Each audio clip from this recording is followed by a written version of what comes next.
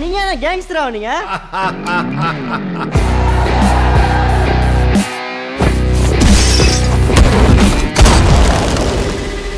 யாரா அந்த கபாலி? வர சொல்றா அவன.